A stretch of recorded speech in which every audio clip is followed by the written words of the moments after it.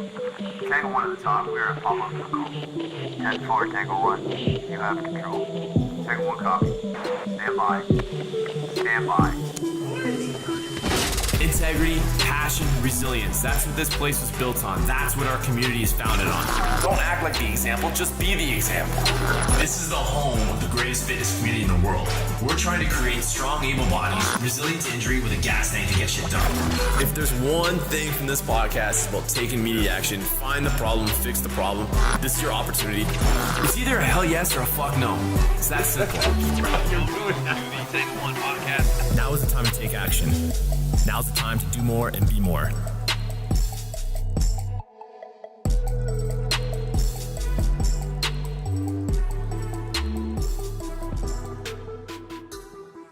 I gotta get that on there. You know what I'm saying though. But like you have all these hosts. The best ones are the ones where it's natural. If it's too fabricated, you're gonna lose people. Yeah, no, I mean, I used to, when we first, like the first time you were on this podcast, whatever that was, almost 2 years ago now, probably, I used to have like everything scripted in a PowerPoint and like, it wasn't like, it just kept me on. I found out I did it like not every question, it would just kind of flow.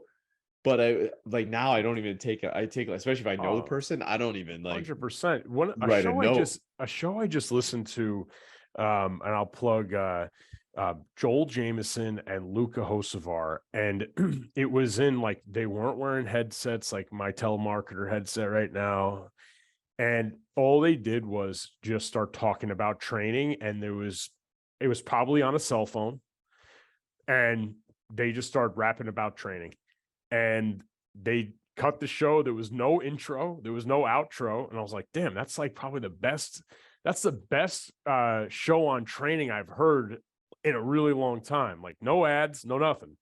And not saying you can't have those things to have a good show, but it was just off the cuff and it was real. And I liked it a lot. So we've Casey's gone, right? Because he got a job, like a fireman job. So it's just me now. And I bring in Danny, comes in, Corey comes in a lot. And so I have like guys who kind of like almost like co-hosts, but they come in once every 5 or 6 episodes. But anyways, we switched from we used to have a big table that we did it at, to now it's like a lounge. Like it's just like comfortable chairs, and we put we have one of the tires that we don't use from the gym, and we threw as our footrest. Yeah. And it is so much more relaxed. And like the guests, even like the guests who are like more prim and proper, like are probably used to sitting at desks and having meetings, they come in there, you could feel like the shield is like down. Instead of like usually it takes that first 5-6 minutes of conversation for you to get people to relax. Now it's like happens right away. No doubt. My favorite show, and when I'm trying to just not think about anything business or self-help or training, is I don't know if you listen, Bussin' with the Boys, Will Compton, and they do the whole show's in like a short bus. Literally, they like created this bus, and they ripped out the insides of it. And Will played linebacker for 10 years, and the other guy's Tyler. I forget, always mispronounces Lewan, the left tackle on the tackle for the Titans. Yeah. So they do it together, and they get like hilarious guests. Like they've had like Dick Vrabel on, Mike Vrabel. They've had like Leonard Fournette. They had Aaron Rodgers. You should get Dick from Mike. Is it because you're looking at this mustache? No, is it because you're looking at this? Dick Vermeil is what I was thinking about. I'm like, no, it wasn't Dick Vermeil. It was Mike Vrabel. And if you haven't listened to that show, these guys are hilarious, man. My brother put me onto it, and I've been hooked. Oh, so now that we've talked about every other show, let's talk about this one and get it rolling. Absolutely, man. Let's roll. So welcome to Tango 1 podcast, everybody. Today, my guest is Dan Goodman. We got to give a little bit of an intro. I feel like anybody who follows me has a good idea who you are, though. Dan's from just outside of New York City, and one of the owners of Varsity House Gym, the business of strength, and who knows what else. Every time I get on here, you always have something else up your sleeve. So we haven't caught up in a long time. I thought this would just be a quick, great forum to kind of do that and make some entertainment out of it too, man. So today I just want to talk to you about anything and everything. Our trip to New York City. I know you got a business strength thing coming up. Football, coaching, who knows? For sure. I mean, when you reached out to me, it's like Friday, 2:00, I'm in, man. Yeah, this is like 3 hours ago too, right?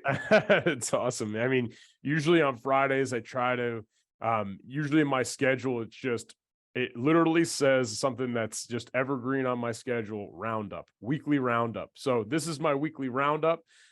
Spending it with you. I always do my next week's schedule, and making sure that, that the week is tidy before I can, go enjoy family time and weekend. I'm actually going tomorrow. I know we've got our New York, you got your New York City trip with Danny and the boys, and the Giant game, which I'm really looking forward to. But tomorrow, actually, my brother played for a school, SUNY Cortland, and they play in, they call it the biggest little game in America every year. It's SUNY Cortland versus Ithaca College, and they're two small schools within 15 miles of each other in upstate New York. And 3 years ago, they played at MetLife, and they broke the Division III attendance record. I think it was like 48,000 people. Wow. And tomorrow they're playing at at Yankee Stadium. So my whole family's going to that. And then, then I'll see you guys at the Giant game on December 11th, I think it is. So that's what we got going on. And from a personal standpoint, but I know you guys, we were also going on the 20th. So a lot of football in the fall, a lot of work, but otherwise things are going really well on our end, man. It's always, it always feels like we're chasing the next goal. But sometimes you get to step back, and really been trying to be more mindful of weekends of being family time. And when I know probably a lot of entrepreneurs and personal trainers listen to this, but you can always find work if you're looking for it.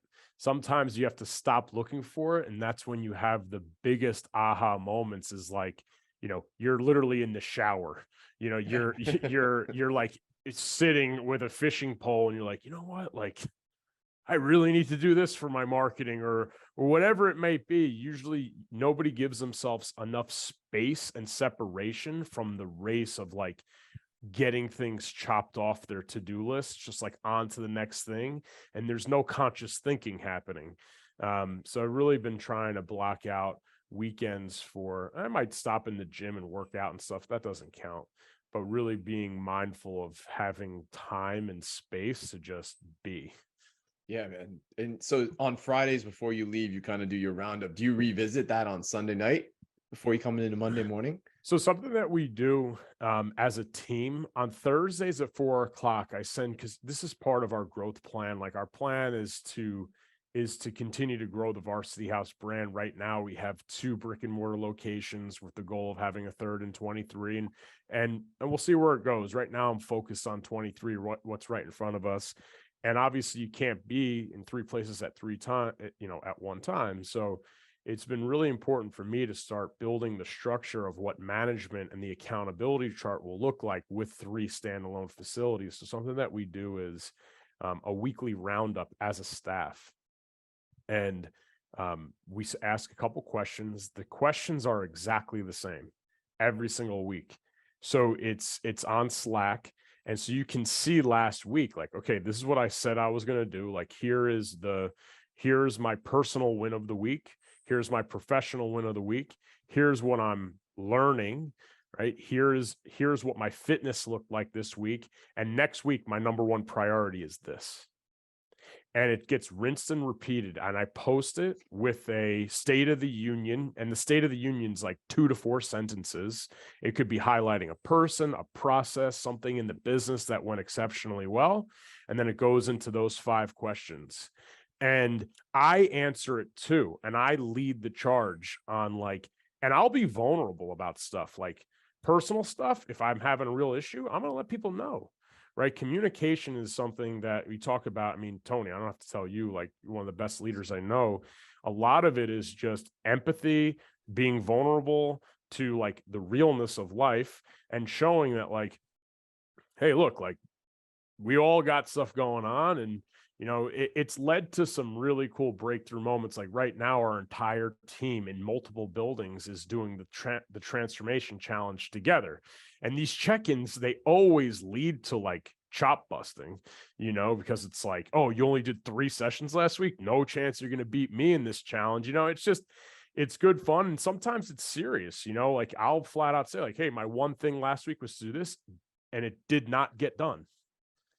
It will happen this week. And then what we do is every Monday, I have a meeting with both facility leaders. Coach Mike Capriglione's facility leader in Orangeburg. Coach Kat is facility leader in Ridgewood. And I meet with them individually every Monday for 20 minutes, stand-up meeting. And then I'll meet with both advisory teams, the advisory team in Orangeburg on Monday, advisory team in Ridgewood on Tuesday. That's an in-person meeting. And that sets the rhythm for the week. So we start the week, we finish the week. And the questions and the meeting tempos are exactly the same. We'll talk about different things, but for us, we'll have a rock. We'll have a goal for 3 months. We'll have a couple different issues that we want to accomplish. And it's just like, hey, it should get boring, right? I always revert back to football. I know you're coaching the boys right now, but it's like, I played football for 20 years. I practiced a kick step, a power step, and punch points of a block. Dude, over 10,000 times. Yeah. And when I was done, like I can get out of bed today, and I'm not saying I'd be that good at it, but I know the steps. I know where my hands need to go. I remember my playbook still from college because it's just so ingrained. And a lot of times my general feeling with business owners is they get entrepreneurial ADD. If everything matters, nothing matters. And creating the tempo of finishing the week with the check-in, everybody's got to do it on Friday or Saturday. I respond to every single message there, every single one, sometimes individually, but most of the time as a group. And then we rinse and repeat on Monday. We set the tempo for the week. Where are we at with our rocks and goals? Move forward. Nice, man. You know what? My year end is coming. And, here's your plug for Business of Strength. I mean, and everybody who's listening, like, it's not running a gym. It's not running a football team. This is leadership. This is like, this very same platform can be used in your family. Like I teach this stuff and I learned a lot of this stuff from you guys and, just as you guys have done from learning it from other coaches but taking your own experiences, your own, like, maybe a little bit from me and a little bit from people like Jim Jones. And like we take it all from learn and then you and I, we talk like 100%. We talk every 2-3 weeks and it's always like, well, what are you doing? What are you doing? How are you doing that? And, exactly. And like, I think that roundup thing is what I am missing. Cause I'm going to tell you what this, you're looking to have that third gym. We've got the third gym running. And I think I've said this to you about having kids too. Like you have the one and I have the two, and it's such a difference having 2 versus 1. You laugh, you're like, oh, and you said, people said it to me like, hey, when you have that second kid, you're going to laugh at that, what you find stressful now with the one. Well, I've heard people who say, well, if you have a third, you kind of lose control of things. You lose track of them. Yeah. And I am finding with the third gym, I am very much struggling. The team that I used to see constantly, I don't see them. Like I need to like make efforts. And then sometimes those efforts are impossible because they're working 3 to 8 and I have a commitment 3 to 8 that one day that they're going to be.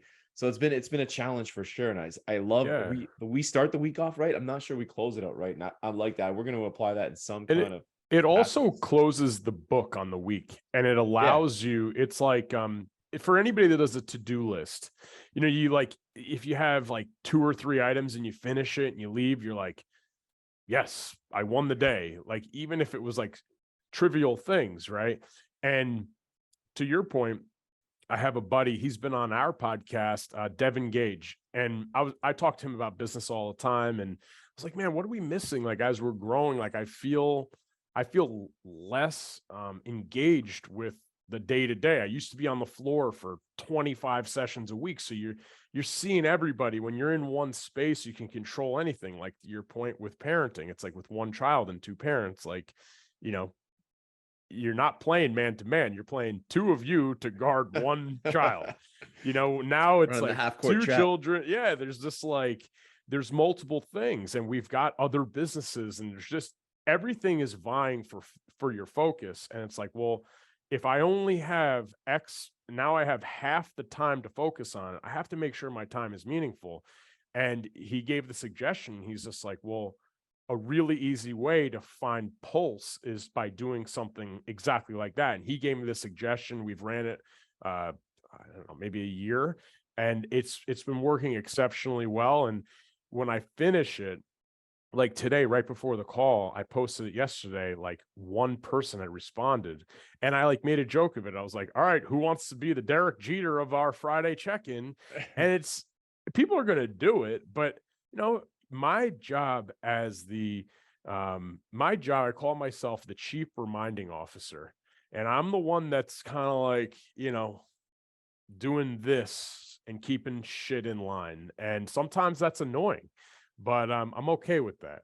That is, it's like back to the parenting. It's like with your children, at least my mindset is I have a great relationship with my parents. I'm very fortunate. But as I was growing up, we weren't best friends. Like they were the boss, and they were like, hey, you're out of line. This is the line. My mom was a teacher. Like it was real, and my dad he's the man, like love him. I'm hanging out with them tomorrow, but there was a real delineation of right from wrong. And this is where you need to stay.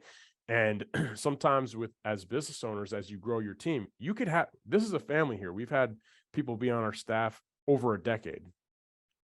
But at the end of the day, it's like you could be this one big happy family. If people aren't making the money they want to make, they leave. And sometimes you need to have those uncomfortable conversations where it's like, hey, Tony, did you or did you not do what you said you were going to do? And, that's my take on it. Yeah, I agree. You know how you're saying that you're keeping him on track too. And myself, you're keeping yourself on track by putting exactly. So, and it's the same in fitness. Like we're telling people like, like, I love your adage for football. Cause here's a good example. So yes, I coach 7 and 9-year-olds in football, and we're going to the championship this week. And what were my offensive linemen doing? They were working on their steps. Yeah. What were our running backs and quarterbacks doing? They're working on their footwork. That's very same drills we did 12 weeks ago. And my explanation to them was actually this just a couple weeks ago was, you know what they're doing in the NFL training camp right now?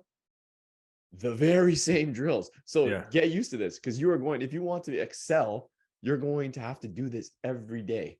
If you want to be good at bench press, you are going to have to do those things to if you want to like look a certain way, you have to do these things, eat like this every single day. And I think us in business and in our lives, and for the employees and we call them our team. They're not really employees, just like you say. And it's the same. Like you're helping to if you can help them with a process to keep them accountable at home, their performance here is going to be better. 100%. Right. And everybody's gonna be happier. And also like people, for most small business owners, you are doing a job in your business, and it's hard to disassociate sometimes and being like, and what I mean by that is like, well, let's say, Tony, like you're in charge of sales at the garage gym and sales are tanking. Like, it's on you. Like, you're not doing a good job, and you get paid to do a job. And certain times it's like, it's team members too, it's culture, it's the whole thing. But ultimately, like we have to keep score, just like you keep score in a football game. It doesn't mean you're a bad person, but it's like, if you're playing left guard and you've let up 2 sacks 2 weeks in a row, like somebody is going to get your job because you're not doing what we need to do to win the game. And I know I've struggled with this in leadership because I always try to turn a blind eye to it. But sometimes there has to be clear performance indications of, is this person winning or losing at their job? And if they're losing, is the first inclination to like avoid the conflict, healthy conflict, or is it to help them and give them direct advice on, this is the expectation and this is what we hope to see from you, and how can I help you do a better job? And to revert it back to the roundup, if I can see something consistently happening, like the person's not getting their one thing done, or like on a personal side, they've been struggling a lot, it allows us to like get ahead of it before, because a lot of people, especially in a gym, it's just like avoidance is the strategy. No, just work harder. And it's the truth, but especially with dudes, they don't talk about anything. And a lot of times when you force it, you can get ahead of like a critical issue. Yeah, man, I agree 100%. And personally, when here's a good, like when I eat pretty well, and I know because I pay. Yeah, so we've much all attention. seen the 8-pack, Tony. Come on, Right, man. We've all okay, seen it. yeah. So I know though, if I chicken wings, if I'm gonna go out with the guys, I'm gonna have pizza instead of chicken wings because chicken wings mess my stomach up. And then the reason I know it's chicken wings is because I eat healthy all the time, and then every time I have chicken wings, I have this reaction. My point being that if I don't do those things, I don't get the things done or don't build out my routine for structure for the week. Now, because it's so consistent for so long, I can start to realize that, yeah, not my stomach upset, but there's things upset in my life. And it's like, what am I not doing? Like, what am I ingesting? Like, metaphorically or whatever you want to say. Yeah. Like that's not right. And a lot of times it comes back to my schedule. When I find myself snapping at the kids too much or snapping at Danny, it's either I haven't programmed in enough time for myself to kind of like, because I do need that very much, or it's because I've not set up my routine and I'm chasing my tail all week and I'm not having those small wins you're talking about. So the better the routine you build and really all the pillars of life, I think, the more apt you are to catch yourself instead of being looking outside, which I think, especially us dudes, do all the time. So man, I think like speaking of dudes, this mustache is for the dudes. We are bringing back Cruise and Brews, man. We're bringing it back. Awesome. When? Bringing it back. I think we're gonna go December 4th. We were trying to fly this thing together and get. Dude, you can't give us more notice than like 2 weeks. Yeah, no. Come well, on, that's man. what the other gyms are saying too to me, and the Cancer Center. We just kind of decided this. We had a couple of a couple of my close friends have been hit by this, same age as me, and same age kids, and it was like, man, we need to get back behind these people and raise some money. And that was one of the coolest events. That actual event changed the way that, so we've done the strongman for pediatric sarcomas. Right. We've done it dating back since 2009, and it was always like a hardcore strongman. It turned into like a block party, but this year we actually did it inspired by Cruise and Brews, same exact event, not 2 hours, but we did a team ski component, team row component, collective effort for like a huge prize. And we didn't raise as much as you guys, but we raised like 10 grand or something like that. Amazing. I can't even remember, but yeah, it was a great event. And I remember, you guys ran a kick-ass event. That was awesome. I really would love to get the ski ergs involved, but I'm so worried that the ski ergs will break partway through the relay because they go down so much more often than the rowers. But like honestly, a ski relay, not to knock my event, the ski relay is more fun. Like up to me, it's way more. It's way more. You're no way transition. More like, you're like way more involved than like it's like because of the way you're actually handing those batons to people. I think that's the only way I think it could work is if you had like backups.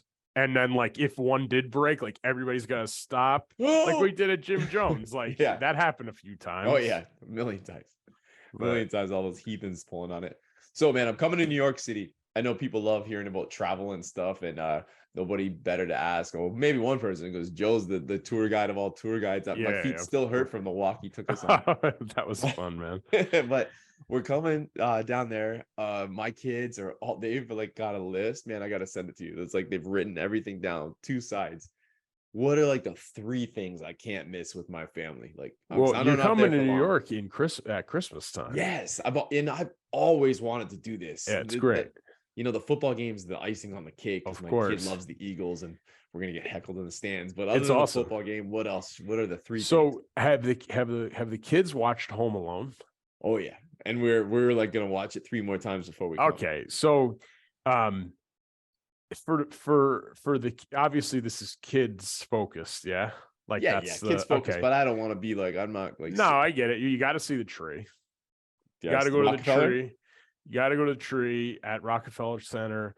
You have to do some New York pizza, and like in the Village, there's a bunch of places, but like people will battle about it. You can look on the Barstool reviews. We as a team went to a place called John's on Bleecker Street. It's like a cash only, pie only. It's freaking amazing. It's amazing. It's been there for over 100 years. Just true New York City pizza parlor. That's a really good spot. And then you've got the classic toy stores, so just prepare the credit card, but like the FIO Schwartz, and also there is a place you could go on, man. There's so much. Keep to going, do. man. Keep going. But, I love hearing this stuff. okay, so Bryant Park in Manhattan has a Christmas Village, and Bryant Park, it's not like nearly as big as Central Park, but Bryant Park puts together this Christmas Village all around the perimeter of the park, and it's in the middle is a big ice skating rink. And, there's like hot chocolates, there's like little stuff that you could buy. There's some fancy restaurants around the perimeter of it, and it's just decorated. It's beautiful. It's like all surrounded by skyscrapers. That's really cool. And then something that's like not Christmassy, but is something that's really cool is there's a place called Chelsea Piers right on the Hudson River. And it's, man, I think we went to Chelsea when we did the rock climbing at the retreat. Yeah, yes. That's Yeah. Chelsea Piers. That But massive gym. That massive gym also is a massive bowling alley, a humongous golf range where you're hitting the balls into the Hudson River. Like there's a net that catches them. It actually has a reloadable ball there, and you're hitting it. It's really cool because you have a whole view of the Jersey side and the Hudson River.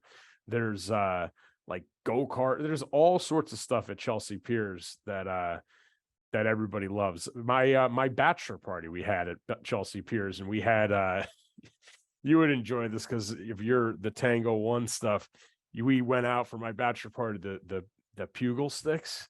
And is that what they're called? Yes. They have the batting cages, and then like you get out with the sticks, you're just beating the shit out of each other. There's like the gymnastics where we're just like this like obstacle course. So Chelsea Piers is cool. And a place that you might want to go just to see it, but like don't spend too much time in Times Square. It's walk through it. And yeah, man. I mean, I don't know, how many nights are you there? We'll be there Saturday night, Sunday night, Monday night. That's it. Gone.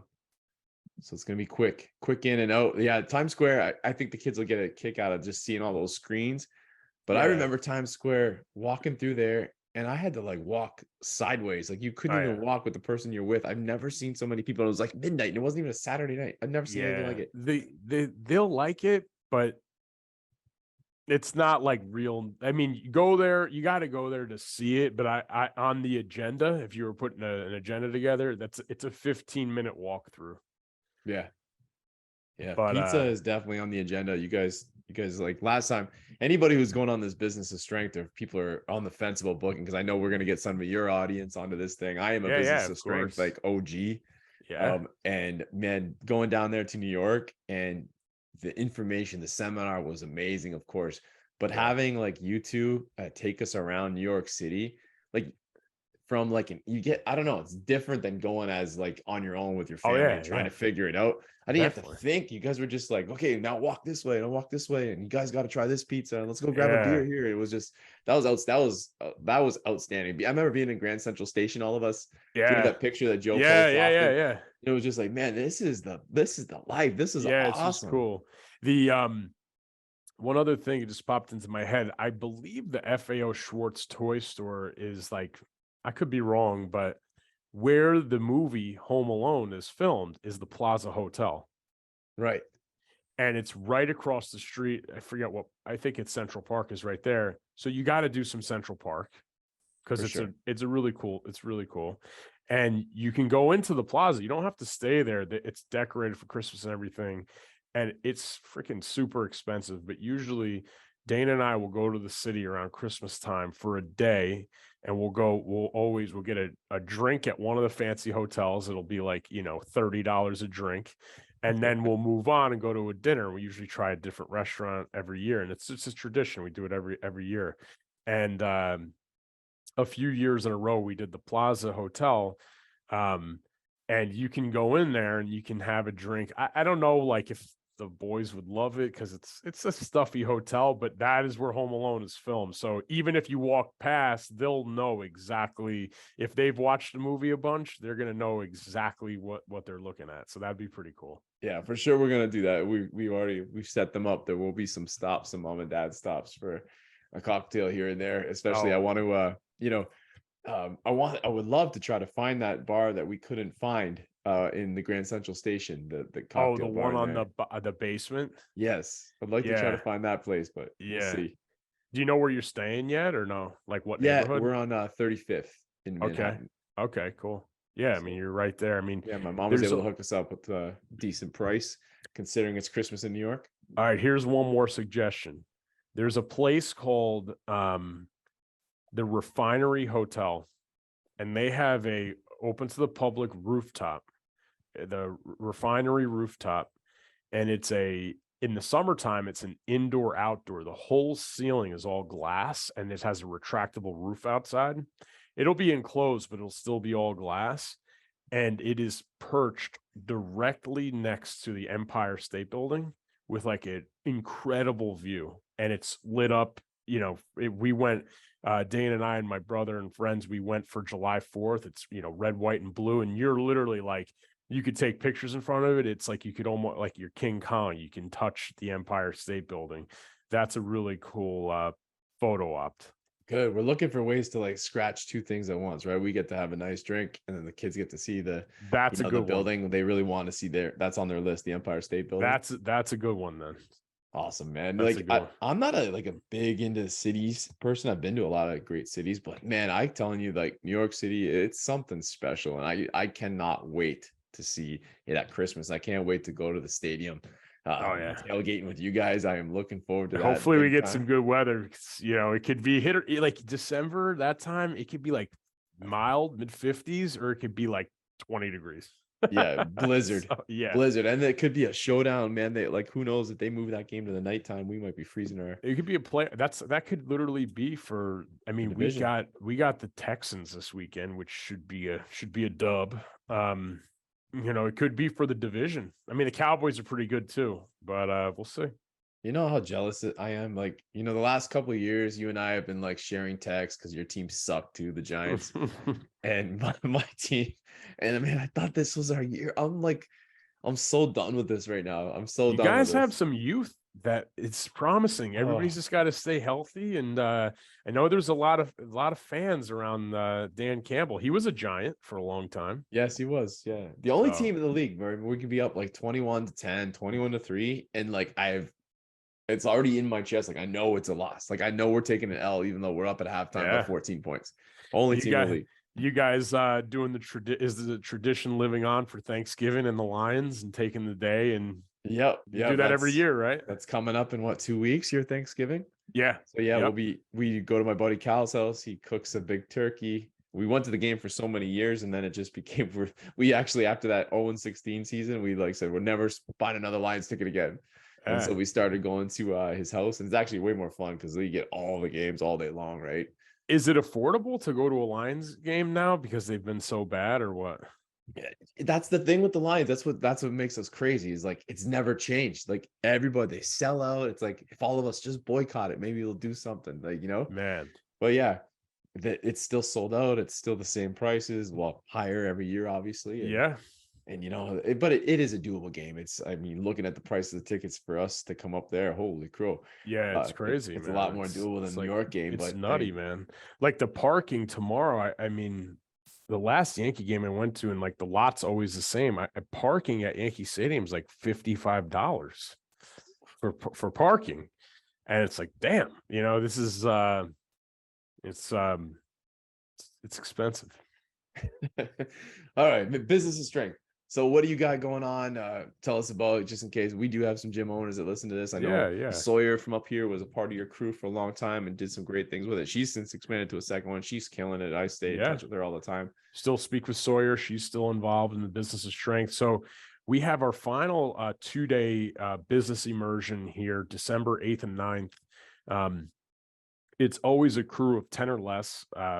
We teach practical lessons on how a gym that is not a Globo gym can run and sustain marketing plans, sales tactics that work for personal trainers and gym owners, and running a profitable training model. I mean, I think a lot of times people are like, hey, like my X's and O's will sell forever and they're amazing and I'm the best coach there ever was. And it's just, this industry is improving. As there's better practitioners that are hitting the industry every single year. You have to have a scalable model, and getting people here to see it in motion. It's almost like, pulling the curtain back so people can literally see the machine operating, sessions happening, multiple coaches coaching similar sessions. And it is something that absolutely can be systemized, and you don't have to own a franchise to do it. Not that there's anything wrong with that, but for a personal trainer or aspiring gym owner or current gym owner that wants to be able to turn their passion for fitness into a profitable, sustainable business, then December 8th and 9th is for you. Yeah, absolutely. I would recommend it hugely. You guys, you can get whoever your editor is to cut some tweaks from this stuff. But I've said this here on, you guys have heard me say it probably on your testimonials, and it's the truth. Like, we sent Danny to you and to you and Joe, and within 3 months we gained 35% on our, on our bottom line. That speaks volumes. And we were already running a pretty good thing. That's what I like to say. Like, and I think when you first start off, or even maybe if you've been here a year or two, like, you don't realize some of the things you're leaving out there, some of the low hanging fruit that you haven't touched, some of the expenses that are too high, some of the unnecessary moves you're making. Cause like, that's part of it too, is like, opportunity versus distraction is always the dilemma here. I find as I grow with the entrepreneurship, it's like, will this, and sometimes sales don't equal profits. It's another thing that we're always considering. Of course. Sometimes, almost all the time, it's very hard. Sales are easy, profits are hard. That was your line. Exactly. And it's, I have at this point, I think there's certain times when you need to be totally focused on like acquiring skill set, right? Of like in the now, doing the tactical work, like not worrying about like comparison syndrome or whatever. It's just like, need to do the work, like in the first phase of business. Like, you don't need consulting if like you've never trained anybody. Like, start training people, Right. Start that first. But eventually, when you've been in it 6 months, a year, 18 months, the amount of headache that a couple, like maybe a half-hour conversation with somebody that's 3 years ahead of you in the processes can save you is incredible. And it's consulting is always one of those things, or going to an event. Time is everything. If it can speed up the deal by 6 months, by a year, by 18 months, it's something you might have figured out on your own, but you've just missed out on 18 months of earning potential.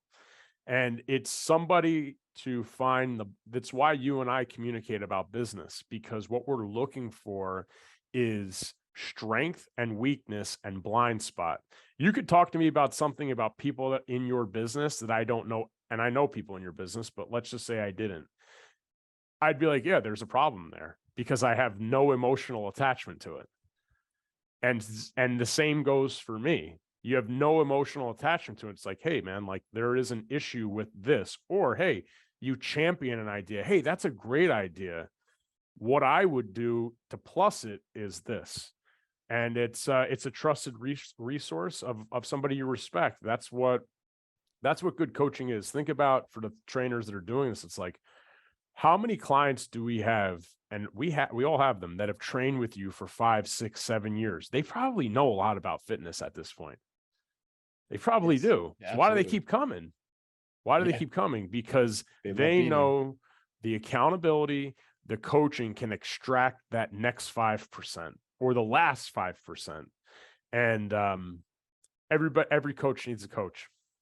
Yeah, I agree. And like you said, with the Tango One consulting I'm doing, which is, a lot of the stuff which, I learned from you guys gets applied into this stuff, into the leadership. It's not coaching gyms, it's coaching just leadership and teams. And I say to people, it's like, one, the service I offer, it's very hard to see your return on investment from a dollar standpoint. But my job is to make your team work faster, make faster decisions and better decisions. And if we do that, then you're not making money. That's why I love working. I actually like working.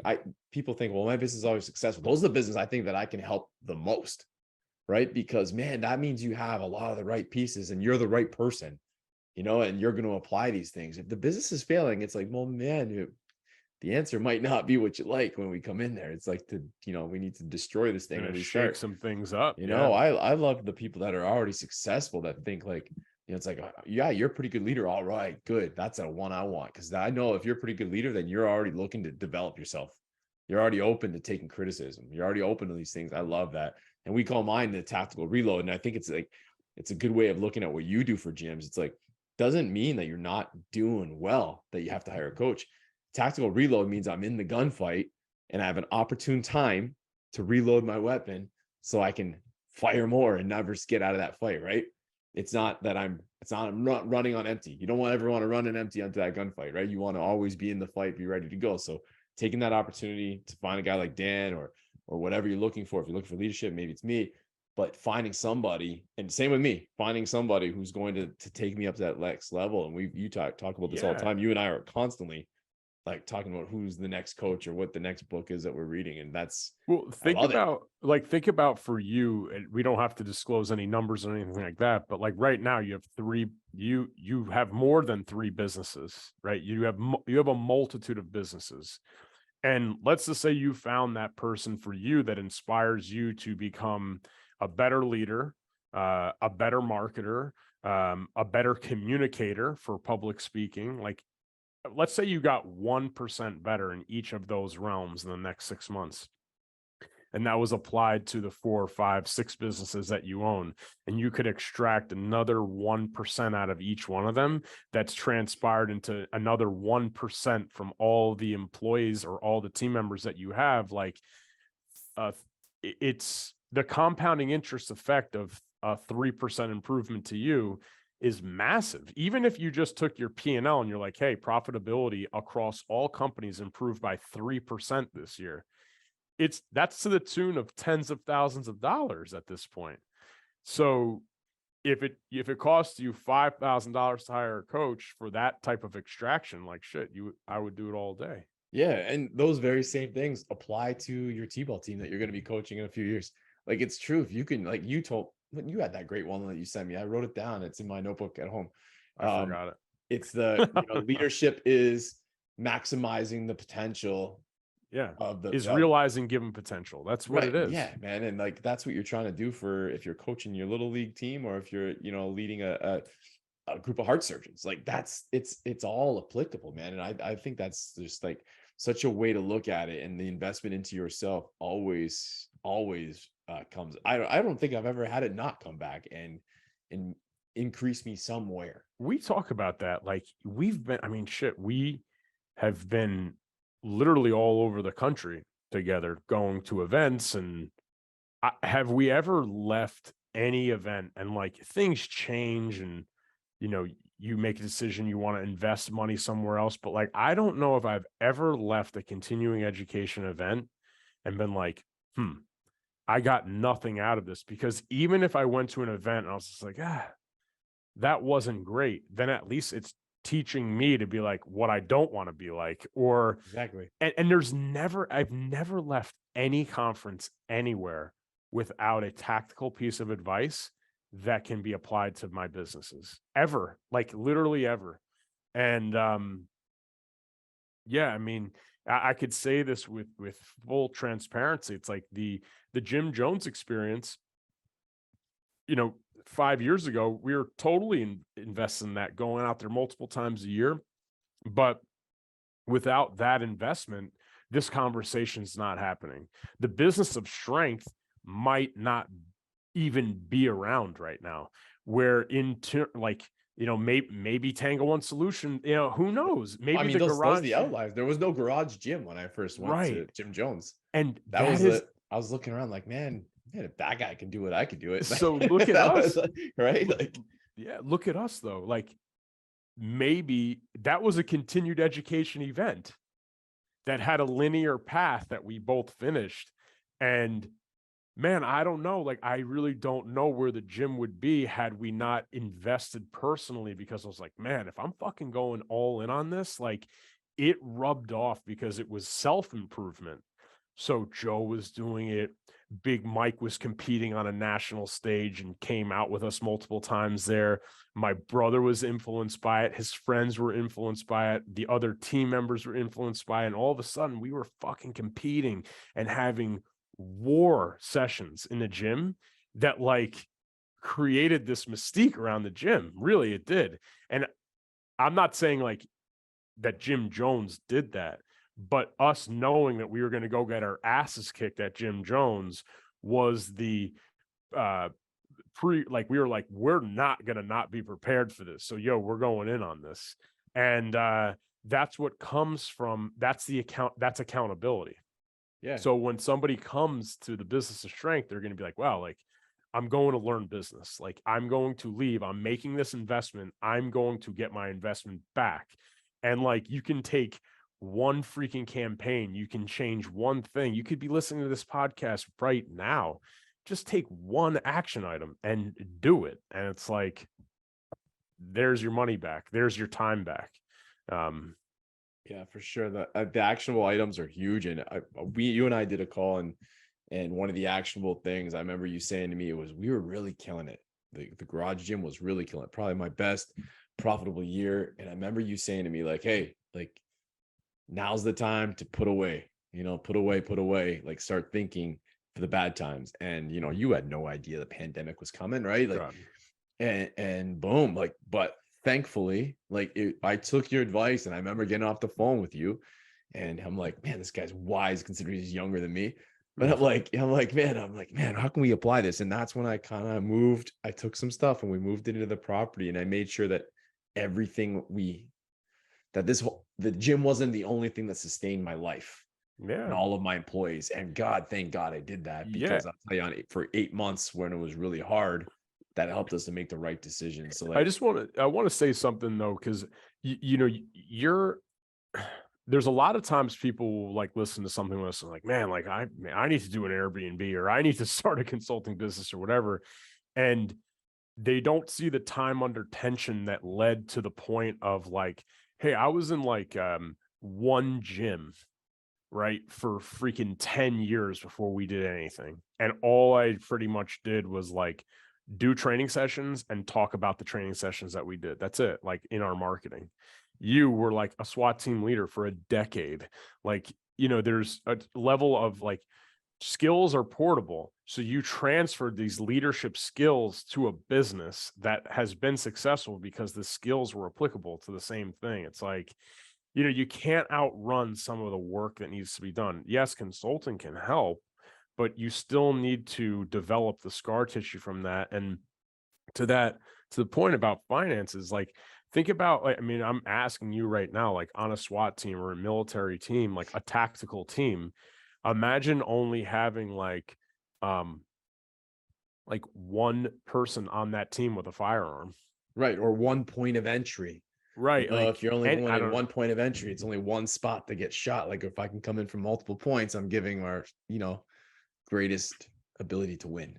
Right. So, and that's the whole point. And it's at that level. Like, do you have like the training to be on a SWAT team is like far more than, you guys, I'm asking like the training to just be a regular beat cop, as opposed to, not that there's not a lot of training with that, but the training to become a SWAT team member is probably like how much more? Right. It's the same as if you wanted to get your, general fitness cert, versus being like, West Side Barbell, like it's kind of similar. You have to all of a sudden put all this time in, right? If I'm just going to lead a general group class, or do I want to go very specific and learn all these different, tactics? It's the same. Like, so yeah, the training is definitely above and beyond, and you got to put the work in and continue to work, because it's like, just like the gym industry, it's constantly changing. And the criminals were getting better, right? Which meant we had to get better. And just as here, the competition's getting better. There's more competition. And now I really think that COVID actually made that more prevalent, is because a lot of the you know, a lot of the lower end, say maybe not the best organized, or maybe just didn't have enough time under tension, they're gone, and only the best are left. And now we're doing battle for the same customers in a lot of ways. Yeah, absolutely, man. The you know, I look back at my career, and like when I was 27, 28, it was like, all right, let me dabble. And like we were doing some other, I was in that same building, but it was like, hey, like, all right, let's start a agency over here for athletes and help them. Let's start building a piece of equipment that we use all the time and branded our own thing. It's like we probably did some of that too soon. You know what I mean? It's like, just save your money. Like, just save your money and reinvest into the thing that is paying you the most. So if the thing is the gym that's paying you the most, like you at that time were reinvesting into the gym, whether it be marketing, education, leadership ability. An investment could be, for somebody listening that doesn't have any employees, like going out and hiring and training somebody that's really good is the number one investment you can make, because it gives you back all this time. So don't think that you need to open 3 gyms to be successful and have properties and, you know, do weekend certifications. Like, get good at the one thing, reinvest in that one thing until it's fucking automatic. And at that point, I think when we gave you that advice, your one thing became automatic, and it was time to grow. Yeah, and I always wonder if we were just at one, if we'd be more profitable. I always wonder that. So that's something for people to think about as they look to expand, because as you expand, there's always going to be, there's the expansion and a dip in your profits, because all the profits are being sucked up by that new project because it doesn't have the people to facilitate it. So it's always something to consider. But you know what, there's no looking back for me. The people that, you know, that house these gyms, the people that run the gyms for me, it's worth every single penny. You guys are killing it, man. So you guys, you should be so proud of what you've created. And, you know, I've seen it firsthand. Your community is better because you're there. And I saw that with, I don't know, 500 people in a room. That was the most people I've been going to events since 2009. It's the most people and the most money I've ever seen raised in a day doing anything. And, you know, it speaks volumes to what you and Danny and the rest of the crew are doing there. Appreciate that, man. And same for you. Like, imagine if none of that happens. Like, that's what's awesome about this world. None of that happens if it isn't for our, you know, a relationship, you know, that was the blossom on an Airdyne and turned into this business relationship where I was paying for you for coaching, and has turned into a friendship where it's like, you know, now we do it for each other. I was scrolling. We should put, you know, what we should put for the podcast photo is that I was scrolling through old pictures to like, I was just like sending funny pictures to Dana of Chase. And I just like, you know, went just going into the depths, and I found the photo of you on the thing where you're just like, dude, ice. Like, what the fuck does he want ice for? But we battled through it. We got out, and man, there's a picture actually hanging in the gym of my feet on the wall after it was like 70 something calories in a minute. It's like, I don't think I've ever done a minute all out on the Airdyne ever since. Seriously. No, never. I don't even think I made anybody do it, because I don't even want to make anybody feel. I don't even want to see it. It's like haunting. Awesome, man. Well, I know you gotta do your roundup and get yourself out of here for the Friday afternoon. Beat your New York City traffic, whatever you gotta deal with. Yeah. I appreciate you jumping on here last minute. It's so great to talk to you. It was awesome. We do a podcast. It's just like our regular phone conversation. Yeah, man, this is great. We should do this more often. It's easy, you know. It's a catch up, and if anybody wants to listen in, they have the opportunity. But I'm pumped up to see you and the family in a couple of weeks, man. I can't Absolutely, wait. Man. If you guys want to follow Dan, check out the show notes and follow Varsity House and the Business of Strength. I couldn't recommend it more. Thank you to HQ Nutrition for always supplying the focus that I need to get this podcast done. Code Tango 15. We're over and out. Have a great one.